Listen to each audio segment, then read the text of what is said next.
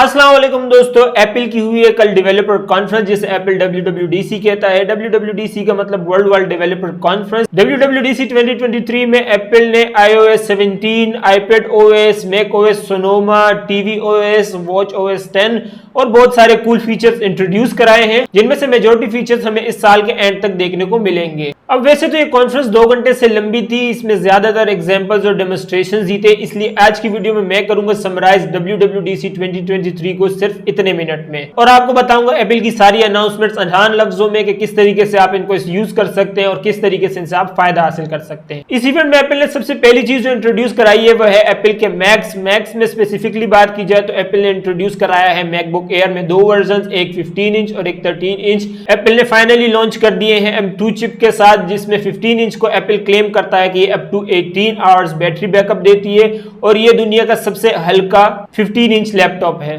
इसके अलावा MagSafe, touch ID, magic keyboard, 500 nits brightness, 6 speaker, 1080p webcam, up to 24 GB RAM और 2 TB storage आपको इन दोनों MacBooks में देखने को मिलेगी। प्राइसेस की बात की जाए तो MacBook air 15 inch M2 chips के साथ 1299 का है और 13 इंच 1199 का है, और M1 चिप वाला 13 इंच मैकबुक एयर अब आपको 999 में देखने को मिलेगा। इसके अलावा मैक में एप्पल ने इंट्रोड्यूस कराया है मैक स्टूडियो, जिसमें एप्पल ने अपनी न्यू सिलिकॉन की चिप M2 Max और M2 Ultra को इंट्रोड्यूस कराया है, जिसका मतलब ये कि अब आपको new Mac studio M2 Max और M2 Ultra में भी देखने को मिलेंगे। इस इवेंट में एप्पल ने फाइनली अपने मैक प्रो को भी अपग्रेड कर दिया है और पहली बार अब आपको एप्पल का मैक प्रो एप्पल के अपने सिलिकॉन के साथ देखने को मिलेगा।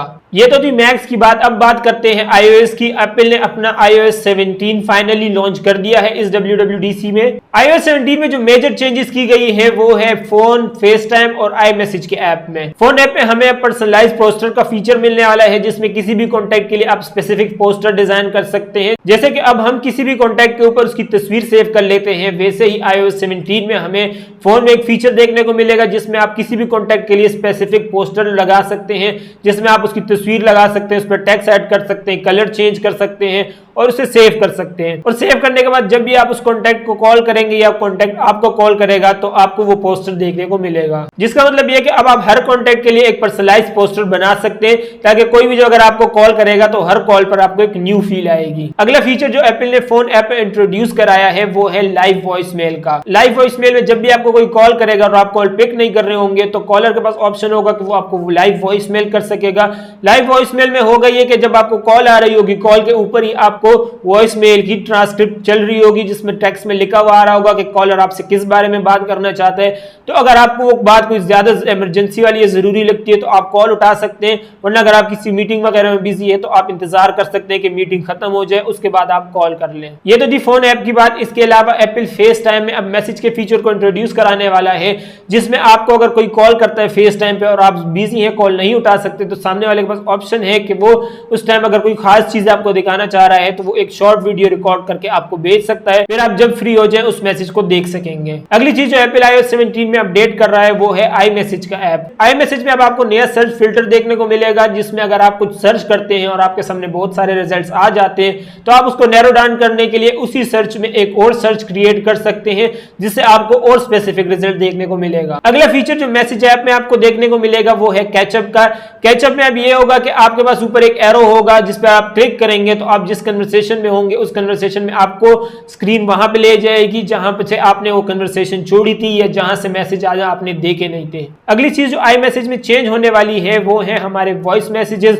iOS 17 में अगर आप किसी को वॉइस मैसेज भेजेंगे iMessage के थ्रू तो सामने वाले रिसीवर के पास ऑप्शन होगा ट्रांसक्रिप्शन का, जिसका मतलब ये है कि अगर आपका रिसीवर किसी ऐसी जगह में है जहां पे वो वॉइस मैसेज सुन नहीं सकता, शोर है, या वो किसी पब्लिक प्लेस में है और आपने कोई प्राइवेट मैसेज भेजा है वो उसे सुन नहीं सकता, तब उसके बाद ऑप्शन होगा ट्रांसक्रिप्शन का, जिसका मतलब ये है कि आपने जो वॉइस मैसेज उससे भेजा है अब वही मैसेज वॉइस के साथ ही उसको टेक्स्ट में भी रिसीव होगा और उस टेक्स्ट को पढ़ के वो सारा उसका कंटेंट हासिल कर लेगा कि आपने वॉइस मैसेज में क्या कहा है, और बाद में अगर उसको पूरा वॉइस मैसेज सुनना हो तो उसको पूरा भी सुन सकता है, वरना उसको पूरा कंटेंट हासिल हो जाएगा आपके वॉइस मैसेज का। इसके अलावा iMessages में अब आपको लाइव स्टिकर्स देखने को मिलेंगे, जिसका मतलब ये है कि आप अपनी गैलरी से, अपनी फोटोज से कोई भी तस्वीर लेकर या कोई भी शॉर्ट वीडियो लेकर उसको गिफ फाइल बनाकर iMessages में as a live sticker use कर सकेंगे। नेक्स्ट चीज जो हमारी iOS 17 में अपडेट हो रही है वो है हमारे एड ड्रॉप करने का तरीका। अभी अगर आप कहीं एड ड्रॉप करते हैं तो आपको अपना फोन किसी को देना पड़ता है कि वो कर ले सारा एड ड्रॉप, या आपको अपनी डिटेल उसके साथ शेयर करनी पड़ती है कि वो आपके साथ पेयर करे। अब iOS 17 में एड ड्रॉप करने के लिए आपको कितनी कनेक्शन करने की जरूरत नहीं है, आपको बस अपने फोन क्लोज लाने हैं और आपका एड ड्रॉप ऑटोमेटिकली सिंक हो जाएगा एक दूसरे के साथ। नेक्स्ट फीचर जो iOS 17 में इंट्रोड्यूस कराया जा रहा है वो है स्टैंड बाय का। स्टैंड बाय में जब भी आप अपने आईफोन को चार्ज पर लगा के हॉरिजॉन्टल रखेंगे तो आप अपने आईफोन को एज अ डिजिटल क्लॉक भी यूज कर सकेंगे। इसके अलावा आपके पास कस्टमाइजेशन का ऑप्शन भी होगा कि अगर आप अपने आईफोन की स्क्रीन को स्टैंड बाय में एज अ डिजिटल क्लॉक रखना चाहते हैं, एज ए कैलेंडर रखना चाहते हैं, एज अ रिमाइंडर रखना चाहते हैं, या as a live score update रखना चाहते हैं, जो चीजें आप उसकी स्क्रीन पर रखना चाहते हैं। इसके अलावा स्टैंड बाय में अब आपको सीरी की सपोर्ट भी मिलेगी, तो आप स्टैंड बाय में सीरी के साथ भी बात करके अपने टास्क भी करवा सकेंगे। बात सीरी की हो रही है तो अब iOS 17 में आपको सीरी को हाई सीरी नहीं कहना पड़ेगा। अब आपके पास ऑप्शन होगा कि आप सिर्फ सीरी का नाम लेकर भी सीरी को बुला सकेंगे, और इसके अलावा अगर आप सीरी से बात एक कमांड दे दें तो दूसरी कमांड के लिए आपको दोबारा सीरी सीरी नहीं कहना पड़ेगा। सीरी आपकी कंटिन्यूसली कमांड लेती रहेगी जब तक आप उसको कमांड देते रहेंगे। दोस्तों, अगर आपको इस वीडियो से कुछ भी वैल्यू मिल रही हो और कुछ सीखने को मिल रहा हो तो प्लीज वीडियो को लाइक कर दे ताकि यूट्यूब के एल्गोरिथम को लेकर वीडियो काम किए और इसे ज्यादा से ज्यादा लोगों तक पहुंचाया जा सके। इस तरह का कंटेंट बनाना काफी मेहनत मांगती है और काफी टाइम कंज्यूमिंग होती है, तो मैं आप लोगों से रिक्वेस्ट करता हूं कि प्लीज चैनल को सब्सक्राइब कर ले। सब्सक्राइब करना बिल्कुल फ्री है, लेकिन मेरे लिए बहुत बड़ी मोटिवेशन होती है कि मैं इस तरह का इन्फॉर्मेटिव कंटेंट आप लोगों के लिए लाता रहूं। तो प्लीज चैनल को सब्सक्राइब कर लें और बेल आइकन पर क्लिक कर लें ताकि जब मैं कोई नेक्स्ट इस तरह की वीडियो बनाऊं तो उसकी नोटिफिकेशन भी आपको मिल जाए। ये तो थी iOS की बात। इसके अलावा अगर हम iPadOS की बात करें तो ये जो सारे फीचर्स मैंने आपको बताए, ये सारे फीचर अब आपको iPadOS में भी देखने को मिलेंगे। एक फीचर जो iPadOS में आपको नया देखने को मिलेगा वो ये है कि अब आपको iPad में कस्टमाइज लॉक स्क्रीन का ऑप्शन दिया जा रहा है। जिस तरीके से आप अपने आईफोन की लॉक स्क्रीन को कस्टमाइज कर सकते हैं, अपने हिसाब से एडजस्ट कर सकते हैं, फॉन्ट चेंज कर सकते हैं, बैकग्राउंड चेंज कर सकते हैं, अपने हिसाब से लॉक स्क्रीन बना सकते हैं। इसी तरीके से अब आप iPad को भी अपने हिसाब से कस्टमाइज कर सकेंगे लॉक स्क्रीन को। इसके अलावा iPad में अब आपको लाइव एक्टिविटी विजिट्स देखने को मिलेंगे, जिसका मतलब ये है कि अगर आपने अपनी होम स्क्रीन पर या लॉक स्क्रीन पर कोई विजिट सेट किए हुए हैं तो उनमें अब सारी चीजें लाइव ही अपडेट होंगी। लेट्स सपोज अगर आपने कोई लाइव स्कोर अपने iPad की होम स्क्रीन पर लगाया हुआ है तो अब आपको उसको अपडेट करने के लिए रिफ्रेश नहीं करना पड़ेगा, वो स्कोर ऑटोमेटिकली अपडेट होता रहेगा। फूड पैंडा से कोई फूड ऑर्डर किया है और उसकी आपने विजिट लगाई हुई अपनी होम स्क्रीन पर, तो अब उस विजिट में अपडेट जो है ऑटोमेटिकली होगी कि कब आपका ऑर्डर प्लेस हुआ, कंफर्म हुआ, पैक हुआ और रास्ते में पहुंचा, कहां तक आ रहा है। तो ये सारी चीजें ऑटोमेटिकली विजिट में खुद ब खुद अपडेट होती रहेंगी। अब आपको ऐप को बार बार खोलने की जरूरत नहीं पड़ेगी। नेक्स्ट चीज जो एप्पल ने इस इवेंट में इंट्रोड्यूस की है वो है macOS Sonoma। macOS Sonoma में आपको iOS और iPadOS के सारे फीचर्स देखने को मिलेंगे जो अभी मैंने आपको बताया। इसके अलावा macOS में एप्पल गेम मोड को इंट्रोड्यूस कराने वाला है, जिसे ऑन करने के बाद आपके जितने भी टास्क होंगे, जितने बैकग्राउंड टास्क होंगे, उन सबको बंद कर दिया जाएगा और आपकी जो सारी CPU और GPU की जितनी भी एनर्जी होगी, जितनी भी कैपेसिटी होगी, उस सबको ऑप्टिमाइज किया जाएगा गेमिंग के लिए, ताकि आप और बेहतर गेमिंग एक्सपीरियंस हासिल कर सके मैक से। अगली चीज जो macOS में अपडेट हो रही है वो है video conferencing. Apple video conferencing में प्रेजेंट योर ओवरले का फीचर इंट्रोड्यूस करा रहा है। अभी अगर आप कहीं भी वीडियो कॉन्फ्रेंसिंग करते हैं तो या तो फोकस आपकी स्क्रीन पर रहता है या लोगों का फोकस आपके ऊपर होता है, दोनों चीजों पे एक साथ फोकस नहीं रह पाता। इसी चीज को एप्पल अब चेंज करने जा रहा है।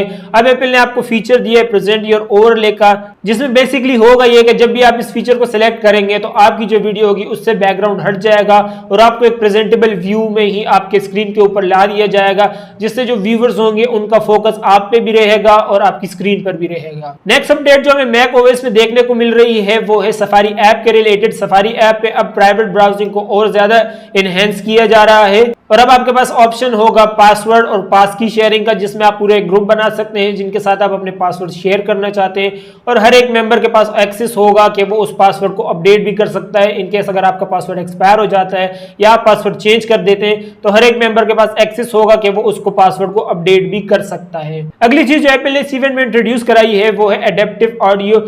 ये बेसिकली एक न्यू फॉर्म है नॉइज कैंसिलेशन की, जिसमें होगा ये कि अगर आप अपने एयरपोर्ट में लाउड म्यूजिक सुन रहे हैं, आपको बाहर की आवाज आवाज नहीं आ रही है, लेकिन कोई बंदा आपके पास आता है, आपसे बात करना चाहता है, आपको आवाज देता है, बुलावा देता है, तो ऑटोमेटिकली आपकी जो साउंड होगी वो स्लो हो जाएगी और आप सामने वाले की बात सुन सकेंगे। इसके अलावा एप्पल ने इसमें मशीन लर्निंग को इस्तेमाल किया है, जिसमें यह खुद ही अंदाजा लगा सकेगा कि अगर आप कहीं से गुजर रहे हैं तो वहां पे शोर किस चीज का है और काम की आवाज किस चीज की है। लेट सपोज अगर आप लाउड म्यूजिक सुन रहे हैं और किसी गली से जा रहे हैं और पीछे से गाड़ी आती है, वो हॉर्न बजाती है, तो आपको वो हॉर्न सुनाई देगा, लेकिन अगर आगे जाते हैं और वहां कोई हैवी मशीनरी यूज हो रही है, नॉइस आ रही है, शोर मच रहा है, तो वो शोर आपको सुनाई नहीं देगा। अगली चीज जो एप्पल ने इस इवेंट में इंट्रोड्यूस की है वो है एप्पल का tvOS।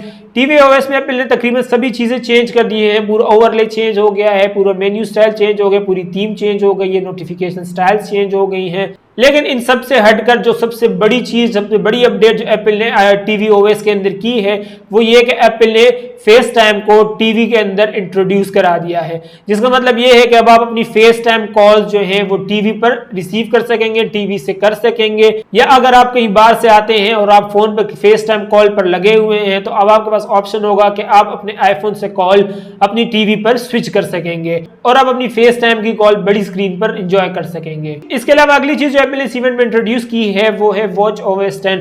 watchOS 10 में हमें न्यू लाइव विजेट्स देखने को मिल रही है, वर्ल्ड क्लॉक देखने को मिल रही है, जहां आप जिस कंट्री की क्लॉक सेलेक्ट करेंगे वहां पे अगर दिन हो रहा होगा तो आपकी क्लॉक में बैकग्राउंड में जो कलर होगा वो ब्लैक हो जाएगा, अगर वो जो है वहां पे दिन हो रहा है तो बैकग्राउंड का कलर ब्लू हो जाएगा।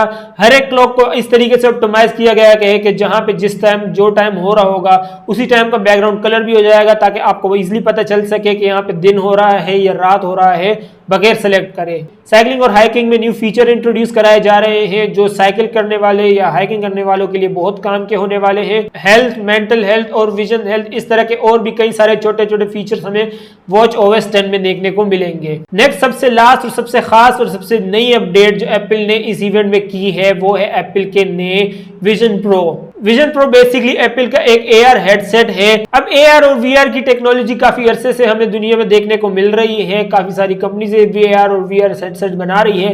एप्पल भी फाइनली इस मैदान में कूद पड़ा है और एप्पल ने फाइनली अपने AR हेडसेट, जिसे एप्पल विजन प्रो कह रहा है, एप्पल स्टाइल में लॉन्च कर दिए हैं इस इवेंट में। अब AR का मतलब होता है ऑगमेंटेड रियलिटी। ऑगमेंटेड रियलिटी का मतलब ये कि रियलिटी के ऊपर ही एक आर्टिफिशियल लेयर लग जाती है, एक स्क्रीनिंग लग जाती है, ऐसा लगता है जैसे रियल वर्ल्ड में ही ये स्क्रीन है, जबकि वो स्क्रीन होती नहीं है, सिर्फ आपकी आंखों के सामने होती है वो। तो एप्पल ने अपने खुद के AR हेडसेट अपने विजन प्रो इंट्रोड्यूस कराया है, जिसमें आपको एक फुल फ्लैज मैकबुक, आईपैड और मैक स्टूडियो इन सब का कॉम्बिनेशन मिलाकर देखने को मिलते हैं। अब ये काम कैसे करता है? ये काम इस तरीके से करता है कि ये एक हेडसेट होता है जिसे आप अपनी आंखों पर लगा लेते हैं। आंखों पर लगाने के बाद जो आपके आसपास जो भी रियलिटी होती है उसके ऊपर ये एक आर्टिफिशियल लेयर लगा देता है, जिसमें एक तरह से स्क्रीनिंग आ जाती है, जिसमें आप चीजें देख सकते हैं, एप्स यूज कर सकते हैं, इंटरनेट ब्राउजिंग कर सकते हैं, वो सारे काम कर सकते हैं जो आप अपने किसी लैपटॉप पे करते हैं या किसी कंप्यूटर पे करते हैं या किसी मोबाइल फोन पे करते हैं। लेकिन विजन प्रो में जो सबसे कूल चीज है वो ये है कि ये आपकी आंखों से कंट्रोल होता है। जिस तरफ आप देखेंगे उस तरफ की चीजें आपके ऑपरेट देते हुए दिखेंगी, जिस ऐप को आप देखेंगे वो ऐप आपके सामने उभर के आ देगा। फिर आपके पास डिसीजन होगा कि आप उसको उंगलियों से कमांड देते हैं खुलने की या नहीं। अगर आप कमांड देते हैं तो वो खुलाएगी, नहीं देंगे तो वो उसी तरह रहेगी जब तक आप दूसरी तरफ ना देख लें।